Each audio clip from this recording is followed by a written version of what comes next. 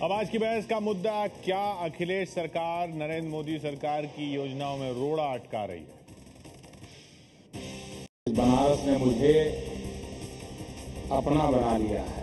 अपनों के बीच में आने का एक आनंद अलग होता है। पीएम बनने के बाद पहली बार अपने लोगों के बीच गए मोदी ने उन्हें कई शानदार तोहफे दिए। उन्होंने वाराणसी के लालपुर में बन रहे व्यापार केंद्र और पावरलूम सेंटर का उद्घाटन किया। जब ये पूरा सेंटर तैयार हो जाएगा, काशी में आने वाला कोई भी भारतीय या विदेशी टूरिस्ट ऐसा नहीं होगा जो यहां की मुलाकात नहीं लेगा। वाराणसी शहर से दूर बनने वाले व्यापार केंद्र की जमीन पर विवाद भी हो गया। प्रधानमंत्री ने कहा कि राज्य सरकार से जमीन नहीं मिलने की वजह से शहर से दूर सेंटर बनाना पड़ रहा है। उत्तर प्रदेश सरकार से हमने उनकी अपनी एक जमीन थी, वो मांगी थी, लेकिन वो हमें मिली नहीं और इसलिए हमें थोड़ा दूर आना पड़ा। जबकि यूपी सरकार कह रही है कि मोदी सरकार जो जमीन चाहती थी उस पर तो राज्य सरकार की योजना पहले से चल रही है। जो कुछ कहा है प्रधानमंत्री ने देश के, वो अर्ध सत्य है और हमने हमेशा कहा है आधा सच पूरे झूठ से भी ज्यादा खतरनाक होता है। जो जमीन मांगी गई थी उस जमीन पर राज्य सरकार की स्कीम चल रही है, ये शरारत की गई थी। मोदी के आरोप के बाद अखिलेश भी आए और कहा है कि बुनकरों की ज्यादा चिंता समाजवादी पार्टी को है। अगर कोई जगह पसंद नहीं आए तो सुझाव हो कि ये जगह चाहिए तो हम जगह उसको भी उपलब्ध करा देंगे, क्योंकि जितना बुनकर का दुख अगर उनको भारतीय जनता पार्टी समझती है उससे कई गुना ज्यादा समाजवादी पार्टी समझती है। विवादों से पहले पीएम ने पूर्वी उत्तर प्रदेश के बंद पड़े 16 सहकारी बैंकों को विशेष आर्थिक पैकेज देने का भी ऐलान किया ताकि वाराणसी और उसके आसपास के इलाके का विकास हो सके। यहां से प्रधानमंत्री वाराणसी के जयापुर गांव को गोद लेने पहुंचे, जिसे आदर्श ग्राम योजना के तहत विकसित किया जाएगा। यहां मोदी की सादगी तब दिखी जब मंच पर महिला प्रधान की आवाज माइक तक नहीं पहुंच रही थी तो खुद पीएम उठकर महिला प्रधान का माइक ठीक करने चले गए।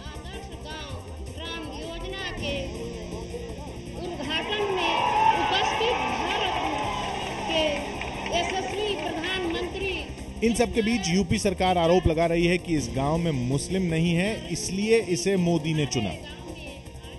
मगर ये गांव ऐसा है जिसमें एक भी व्यक्ति उस वर्ग का नहीं रहता जिनके लिए ये कहा गया था कि पाकिस्तान चले जाओ, इसलिए खास तौर से इस जगह को चयनित किया गया है। यानी इस पर भी राजनीति आरोप अखिलेश सरकार पर कि वो रोड़े अटका रही है। हमारे साथ समाजवादी पार्टी से गौरव भाटिया जुड़ रहे हैं और उनके सामने हैं बीजेपी से सुधांशु त्रिवेदी जी। सुधांशु जी, लेकिन पहला सवाल मेरा आपसे, अखिलेश यादव तो खुद कह रहे हैं कि जो सहयोग देना होगा हम देंगे, हम हर सहयोग देने के लिए तैयार हैं, लेकिन आजम खान कह रहे हैं कि आप अर्ध सत्य बता रहे हैं। जो जमीन मांगी गई वो तो यूपी सरकार की योजना चल रही है वहां पे।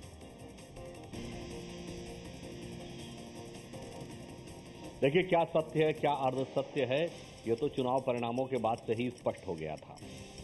अगर आप याद करिए, जिस समय चुनाव प्रचार बनारस में अंतिम चरण में था तो हमें अपनी सभा करने की परमिशन नहीं दी गई थी। क्या यह भी अर्ध सत्य था जिसको आजम खान जी बताना चाहते हैं? किसी भी सरकार की मंशा, उसका इंटेंशन एक घटना से नहीं दिखता है, वो पूर्व की कई घटनाओं की श्रृंखला से दिखता है।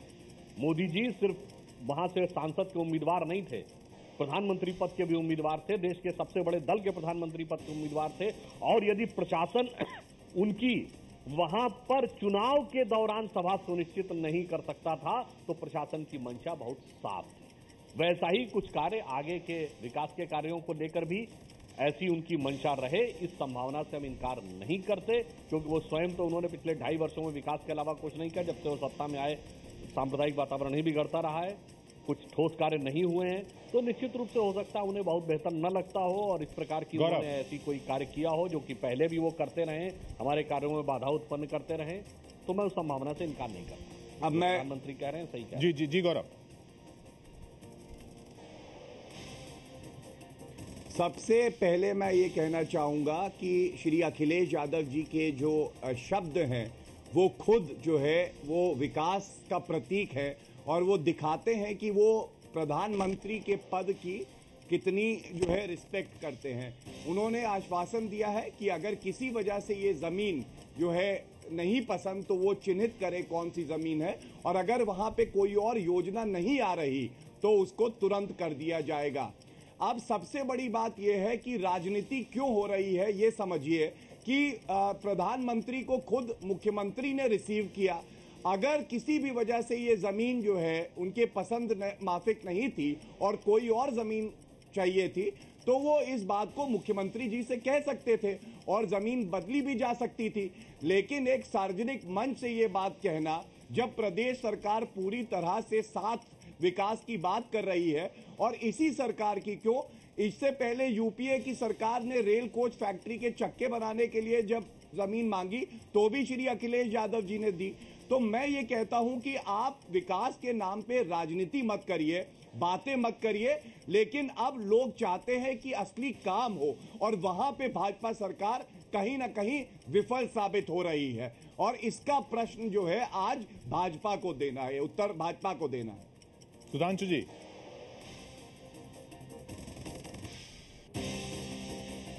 देखिए, विकास के कार्य और प्रशासन के लिए सत्ता में बैठ के जो न्यायप्रियता होनी चाहिए वो अखिलेश जी की सरकार में कितनी नजर आई है, इसका प्रमाण सिर्फ इससे है। याद करिए, अखिलेश जी के, मुलायम जी के, आजम खान जी के और सोनिया जी के, राहुल जी के संसदीय क्षेत्र में बिजली 24 घंटे जगमगाती थी, और प्रधानमंत्री, गृह मंत्री तो छोड़िए, देश की राजधानी लखनऊ, सबसे बड़ा शहर कानपुर, वो अंधेरे में डूबे रहते थे। यहां तक कि न्यायालय तक से हस्तक्षेप कराने की बात हुई। ये एक बार फिर इस मंशा को दर्शाता है नहीं, जो सरकार जो विकास के कार्यों में और प्रदेश में बगैर तो प्रधानमंत्री ने अखिलेश यादव से कहा क्यों नहीं? कितनी पूर्वाग्रह। कहीं ना कहीं सुधांशु जी आज सुधांशु जी विषय से भटक रहे हैं। आज सबसे बड़ी बात यह, जो जमीन मांगी गई उस पे उत्तर प्रदेश सरकार की एक और योजना आ रही थी, वो जमीन कैसे मिल सकती थी। और आप बड़प्पन देखिए कि मुख्यमंत्री जी ने कहा कि जो जमीन चिन्हित की जाएगी प्रधानमंत्री जी द्वारा, वो जमीन दी जाएगी केंद्र सरकार को। ये बड़ी बात है। और केंद्र सरकार का रवैया देखिए कि बुनकरों की बात करते हैं और बिजली का संकट बुनकर भी देखते हैं, लेकिन बिजली के लिए सेंट्रल गवर्नमेंट उत्तर प्रदेश को कोटे के अनुसार बिजली नहीं देती, कोयला नहीं देती, किसानों को यूरिया नहीं मिलता, जिसके लिए मुख्यमंत्री ने खुद जो है पत्र लिखा केंद्र सरकार को। तो कौन विकास की बात कर रहा है और कौन झूठे वादे करके सत्ता में आया है, ये जनता स्पष्ट देख रही है। और मैं समझता हूं कि चाहे वो महंगाई का मुद्दा हो, चाहे वो करप्शन का मुद्दा हो, चाहे और जितने वादे किए थे, वो सभी वादों पे विफल हुई है भाजपा। वो अलग बहस का मुद्दा है। लेकिन सुधांशु जी, सवाल ये जो गौरव भाटिया ने उठाया कि मुख्यमंत्री से खुद कह सकते थे, मुख्यमंत्री तो कह रहे हैं कि जमीन चाहिए तो देख लेते हैं उसको। प्रधानमंत्री ने मुख्यमंत्री से नहीं कहा, सार्वजनिक मंच से इसको कहा। देखिए, जिस सरकार की मनोवृत्ति ऐसी हो जो कि व्यवहारिक और प्रशासनिक स्तर पर किए गए संवाद का उत्तर न देती हो। गौरव जी बैठे, मैं इनसे पूछना चाहता हूं, मुख्यमंत्री जी ने सार्वजनिक बयान दिया था कि नहीं कि उत्तर प्रदेश में बिजली की कमी और केंद्र द्वारा दिया नहीं जा रहा है स्थान पर्याप्त बिजली? बताएं कितनी बार ऊर्जा मंत्री से मिले थे? मुख्यमंत्री एक बार जी ने नहीं मिले ऊर्जा मंत्री से। मैं जानकारी नहीं है, आपसे बात कर रहा हूं, पत्र और उसके बावजूद मुख्यमंत्री जी ने बयान दिया। यूरिया मांगते हुए भी किसानों के लिए प्रधानमंत्री को पत्र लिखा है। मान्यवर, बिजली के संकट का जितना बड़ा उन्होंने रोना रोया, वो दिल्ली गए, तमाम लोगों से मिले, ऊर्जा मंत्री से मिले नहीं, मगर बयान दिया उन्होंने सार्वजनिक मंच पे आके। ये इंटेंशन दर्शाता है कि सरकार का इंटेंशन क्या है। उसका इंटेंशन राजनीति करना है। क्या? अच्छा, अब आपका जवाब मैं सिर्फ दूंगा और आपसे एक प्रश्न भी करूंगा कि जब प्रदेश सरकार केंद्र सरकार से बिजली, कोयला मांगती है, यूरिया मांगती है, तो जवाब नहीं आता, और मुख्यमंत्री जी से जब प्रधानमंत्री टिप्पणी करते हैं तो उनके सम्मान में 2 घंटे में आश्वासन आता है कि आप जहां भूमि मांगेंगे वहां भूमि मिलेगी। तो विकास की असली पहल किसने करी है, कदम किसने उठाए हैं, क्या आप इसको नकार सकते हैं? हम भी इंतजार कर रहे हैं, केंद्र सरकार कोयला देगी, बिजली का जो एलोकेशन हमारे प्रदेश का बनता है वो देगी, लेकिन वो नहीं हो रहा है। और इसीलिए हम कहते हैं कि आपकी जो पूरी बात है उसमें दोगुलापन है। कहीं ना कहीं वादे कुछ और करते हैं और जब कार्य करने का समय आता है तो कुछ और कार्य करते हैं।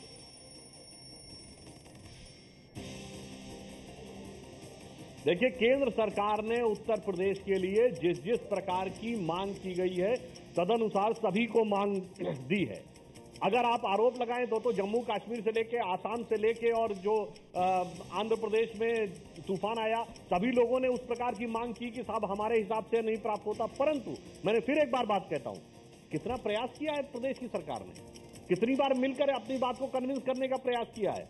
और फिर मैं उस बात को दोहरा रहा हूं, जिसने बिजली देने में क्षेत्र का भेदभाव किया, जिसने यह देखकर विकास के कार्य चलाए। अच्छा सुनिए सुधांशु जी मेरी बात एक मिनट क्षेत्र में उसके आधार पर अंत में इतना ही कहूंगा, अगर बिजली देने में कोई भेदभाव नहीं किया गया और अगर बिजली की कमी प्रदेश में हुई तो वो केवल इसलिए हुई कि सेंट्रल एलोकेशन 5,500 मेगावाट का है और सितंबर की मैं बात कर रहा हूं, उपचुनाव से पहले भाजपा ने जानबूझ के केवल 3,500 मेगावाट बिजली उत्तर प्रदेश को दी।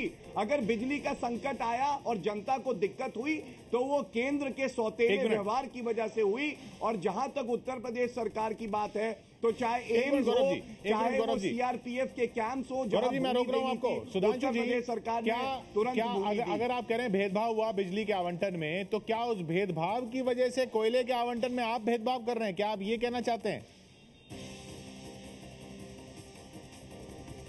देखिए, हमारी तरफ से कोई भेदभाव नहीं है। विकास करने में अक्षमता को छुपाने का प्रयास हो रहा है। पिछले 12 वर्षों में 8 वर्ष समाजवादी पार्टी की सरकार रही है।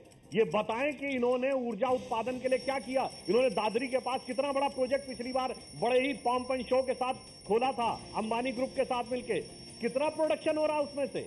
इन्होंने स्वयं देश की जनता के साथ जवाब दे दूं किशोर जी, जनता के साथ उसको आवरण देने के लिए ये इस प्रकार के आरोप लगा रहे हैं। हकीकत ये है कि विद्युत उत्पादन के किसी भी वायदे में स्वयं अक्षम रहे। जी हालांकि वक्त खत्म हो रहा है, लेकिन आपका जवाब जरूर लूंगा मैं गौरव। ये सुधांशु जी को शायद जानकारी नहीं है कि 2003 से 2007 में जो स्टार्ट किया गया था उसी के बनिस्पत अनपारा में और अन्य जगहों में पावर जनरेशन हुआ।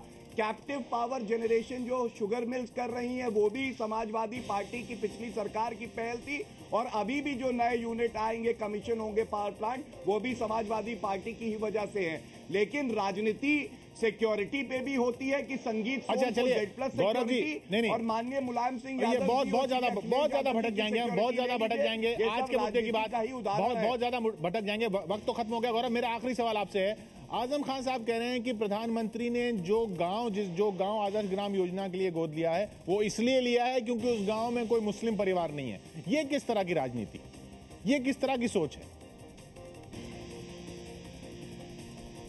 देखिए, इस पे सिर्फ इतना ही कहूंगा कि चाहे आप कैबिनेट देख लीजिए या टिकट देख लीजिए, जब बांटी जाती हैं कहीं ना कहीं जो 20% जनता है भारत की उसको दरकिनार करके, उसको अनदेखा करके सारे निर्णय लिए जा रहे हैं। प्रधानमंत्री आज वो देश के हैं, सबको साथ लेके उन्हें चलना चाहिए। आप कह रहे हैं गांव इसलिए चुना, नहीं चाहिए कि उनके साथ सौतेला व्यवहार हो रहा है। ये गांव इसलिए चुना, ये सौतेला व्यवहार उनका कैबिनेट चाहे लीजिए, चाहे टिकट। एक आखिरी कमेंट आपका सुधांशु जी, आखिरी कमेंट आपका। कैबिनेट हो चाहे टिकट बांटने की बात हो, सबको बराबर से एक आखिरी कमेंट सुधांशु जी का देना होगा। सुधांशु जी, आखिरी कमेंट आपका। उसमें कोई आश्चर्य की बात नहीं है। जिस पार्टी ने मुजफ्फरनगर में दंगों में मारे गए लोगों के एक समुदाय को मुआवजा देने की कोशिश की हो, जो न्यायालय के हस्तक्षेप से सारे आरोपी जिस मंत्री ने कारगिल युद्ध पर भारतीय सेना के 10 विजय को माफ कीजिएगा। बहुत बहुत शुक्रिया आपका गौरव भाटिया और सुधांशु त्रिवेदी जी।